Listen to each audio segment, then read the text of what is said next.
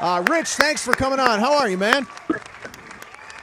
What's going on, everybody? How are you? Everything is good, man. Good to talk to you. Great to get you on.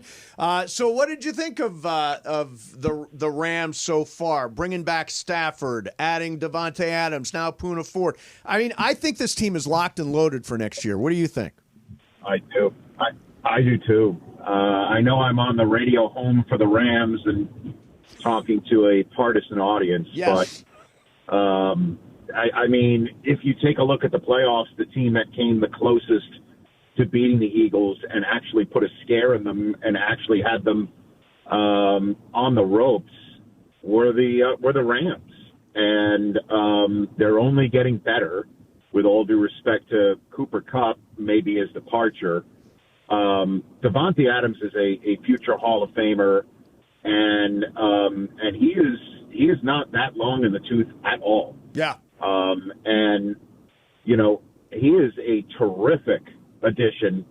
And if Stafford, for even a split second, had any sort of buyer's remorse or thought about whatever he turned down or didn't take advantage of in his brief, non-free agency of earlier, late February, early March, that's gone out the window for the fact that he now has arguably a top 5 receiving core duo up there with name any other receiving core duo, and Puka Nacua and Davante Adams can do battle with them, and you can make a great argument for it. And as you mentioned, Poona Ford being added is just once again a really smart free agency maneuver to add already to a front that is one of the most ferocious front seven in the NFL. And for anybody to be able to say that just 1 year removed from Aaron Donald retiring on this front seven is truly a testament. So I'm very bullish on the Rams and looking at the 49ers retooling, which Yep. they are, and the Seahawks trading away both DK Metcalf and Geno Smith on the same weekend, and the Arizona Cardinals being a team that, definitely is improving. This is the Rams division to win again and rule potentially for some time to come. Well, Rich, the question is whose house? And we always answer Rams' house around here. Yeah, I know. I normally think that's a rhetorical question, Steve. I kind of get it after the first of about 30 inquiries. Yes. Of the first quarter as to whose house it is. Yes. My friend Sam Lagana likes to ask whose house it is, and we all know. To be fair, at SoFi, it's typically a lot of fans of the other team. Like you may need to ask over the course of 4 quarters whose house, just to confirm whose house it actually is. I understand, but normally in the first possession of the game for the Rams, usually, you hear that question, I would say on the average of, the over-under, I'd take the over of 2.5. Yeah. And by that point, I kind of get it.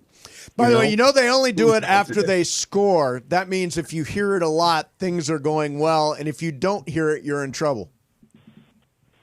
Yeah, I get it. But again, that said, I think I understand at which point whose house it really is. Yes. Good. And thank you. That said, I think it is the house of the team that has the leg up in the division, and certainly a leg up on most to try and threaten the Eagles to win the conference next year. That's actually what I was going to ask, keeping with the theme of Rams partisanship, Rich. Just where do you think the Rams now stack up against just the rest of the conference? Because, as you noted, they're the only one in their division that seems to be doing anything to get better. Well, you take again. It's still just early, right? Like we're just only in day one of talking about being able to talk about it. Yep. Then there's a draft. We have no idea. At this point last year, not a soul was saying the Commanders were to have a chance to be the runners-up in conference. So we got to wait. We got to see who's drafted. We got to see who's coached up properly. We got to see all of that.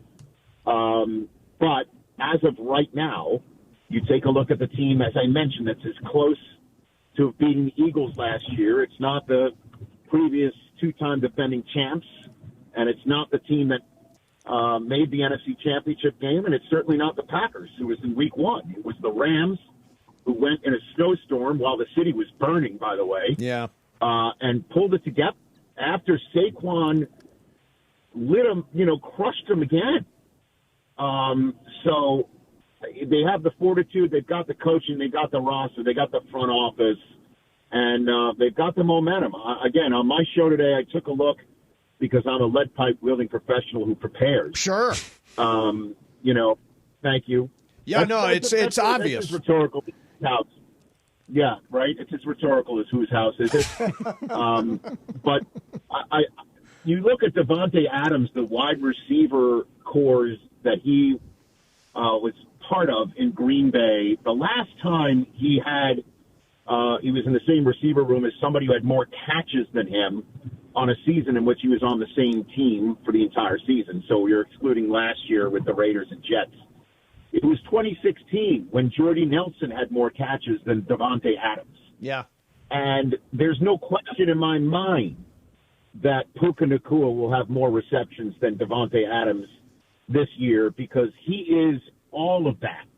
What this kid is all of that and the biscuit. Yeah. So Davante Adams might not even have defenses shading in his direction. And the running game is as stout as it's ever been behind an offensive line that they're improving. So there really is cause for a lot of optimism. Okay, so I got a hot take, Rich. I'm a master of hot takes. This is a smoking hot take. I don't know what you're going to do with it at all, but Aaron Rodgers, there are reports that maybe Pittsburgh is looking at him. I think it would be a huge mistake because I think Aaron Rodgers is a pain in the ass. What do you think?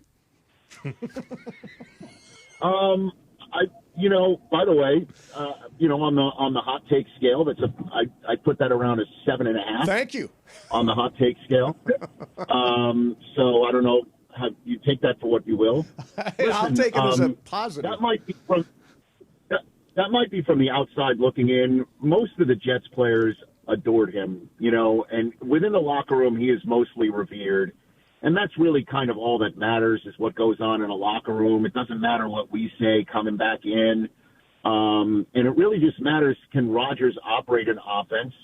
And, Pittsburgh is a spot that if I were Aaron Rodgers right now, I would be using every ounce of my leverage, if there is any, or influence, if there is any, to get there. Because there's no other spot that can offer him a chance to make the playoffs again right now. Not the Giants, not the Titans. The only other spot that could potentially reach out to him to give him an opportunity like that would be the Vikings if they feel that they need to get a veteran in case J.J. McCarthy's not ready. I don't know if Rodgers would want to join a spot like that where there already is a rookie installed. Pittsburgh is the spot, and Pittsburgh looks around right now. Would they want to run it back with Russ? I don't know if the way things ended was really something they want to run it back again. Daniel Jones is an option. Do they somehow, some way, hope that the Falcons release Kirk Cousins? Right. Because he's really expensive to be a backup. Is that an option? So I can understand why the Steelers are looking at Rodgers as a possibility. Certainly, since they went ahead and acquired a receiver for a second-round pick and a $33 million a year salary, they're going to have somebody of note throw it to him. And I don't know if Tomlin will care about Rodgers' next hit on Pat's show talking about the measles outbreak. Like, I don't know how that's going to hit him.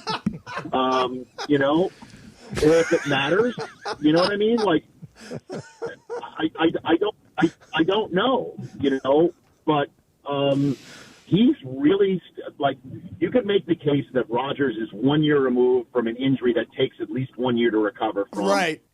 His teammates loved him there, and it really is something that they have to look at football-wise, and the rest of it, could absolutely coexist. So you were courtside at the Luka versus Mavs game at Crypto, the first matchup between those two. Is that not true? You were courtside? Yes, that is true. I was there. So how do you get so close to the court? I guess you're famous. Your TV is Rich Eisen. I guess that's why it is. How do you get so close to the court? Well, you have a ticket. That's it. Wow. Yeah, that's basically about it. You get a ticket. I didn't realize it was so easy. He didn't just pull the "Do you know who I am?" and just sat courtside. He required a ticket. What I did is I asked whose house it was, and they looked at me really weird, and I said it's my house, and I walked straight in. Nice. And it's kind of wild because it was a rhetorical question. So, yeah. What do you think of the Luka experience? So obviously he's questionable for tonight in Brooklyn, but what do you think of the Luka experience and the fact that he actually was traded to the Lakers? I can't believe it. I know you guys have. I think I heard in the commercial break. A promo where I guess you could hear Ireland say, "I can't believe LeBron just passed the ball to Luka." I still can't believe it. It's amazing. I still cannot believe that he is a Laker, and it's exciting. I mean, there's no other way to put it. It's exciting. Hopefully, LeBron can come back healthy sooner rather than later. And I don't know what it is. Luka looks like he's more in shape. Yeah. I don't know if he's on, what is he on? What would you call it? Lugovi or? No, do you think he's on Manjaro or Ozempic? Is that what you're saying? You come to L.A. and you get on Ozempic. Are you suggesting he's had work done, Rich? No, normally somebody moves to Los Angeles and gets younger based on who they're dating. You know what I mean? True. Like that's normally the way it works. The person normally doesn't look younger. I don't know what it is, but it does. Like, I don't know. I guess after a few games, he decided to turn the page. I don't know if, on my show, I said that the Lakers should have Freddie Freeman talk to him. Because I remember it took a while for Freddie to realize you're not in Atlanta, man. Right. Look out at the sky. That's blue, and that yellow thing in the sky is the sun. It's out there 98% of the time around here. That's the ocean. It's a pretty sweet place to live. Yes, it is. The fan base is passionate, so, by the way, if I leave somewhere, let's say I leave ESPN and then they start calling me fat and lazy, I'm going to be pissed off, and wherever I go next, I'm going to kick ass, right? Yeah. Well, I mean, is that your way of saying I was called fat and lazy when I started NFL Network? Oh, no, God, no. Okay. You're Rich Eisen. He wasn't talking about you. He was actually talking about himself. I was actually talking about myself. I was not talking about you. Okay. Yeah. Well, I don't think anybody would ever say that about you, Steve. No. I don't think anybody would, at least not to your face. They would never call me fat. You have no idea what they were saying about you courtside that night. Oh, man. I can only you and Adele and Leo were talking about me. Oh yeah, no. Actually, I didn't. I saw Diane Cannon across the way. Sure. Cuban was there. Rambus's kid had a dime next to him. Who else? That's about it. That was about it, That's all I saw. Yeah. That's all I saw. Well, Kareem. How could I leave out Kareem? Oh, I remember Kareem there, yeah. But, I mean, it must be exciting to be the most famous guy on courtside at a game like that. Yep, that was me. You're not wrong. I can't wait to go back. All right. Hey, listen, Rich, this is fun. I would love to have you back anytime. Love you. By the way, you're Bill Burr. Anytime Bill Burr is on, I love the clips that come out of that. He is just funny as hell. And we love your show. And thanks, man. Thanks for taking a couple of minutes with us. Anytime. You know how to reach me.